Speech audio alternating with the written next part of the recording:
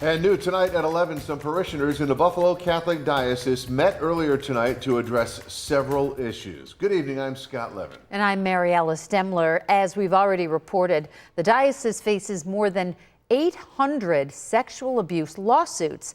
And right now, former schools and diocese properties are on the real estate market to fund the settlements for victims.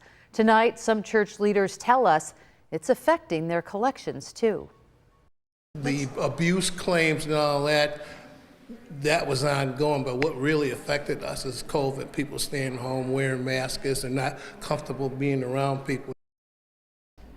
Well, members of St. Martin de Porres Catholic Church gathered tonight to talk about the struggles in their parish, and they say the fallout from the abuse cases are only part of the problem. And they're looking to take some steps to keep their parish open. 2 on your side's Keelan Berrien joins us from our newsroom tonight to explain what parishioners are planning. Keelan. Yeah, Scott and Barry Alice. You know, these parishioners envision a new pastoral plan that would strengthen their relationship with God and the community. However, their main focus is how to get members back into the church.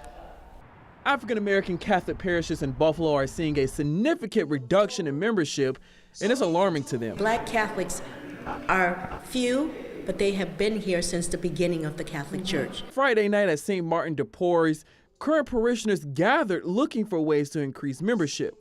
To move forward, how can we engage our people, especially the young people? The members broke out into groups, brainstorming on ways to save their churches. And they've gotten comfortable by staying home and watching on live stream. So we've lost people, and that's happened to all the churches in the diocese. But trustee Rodney Richardson says that's been a tough and slow process. Play down the live streaming and want people to come back to church so they can pay their tithes so we can keep our church open and get involved again. As one of 3 majority Black Catholic parishes in Buffalo's diocese, it's not only about retaining current churchgoers, but bringing in new life to the church. The need for them to be around other people of faith, there's a sense of comfort there.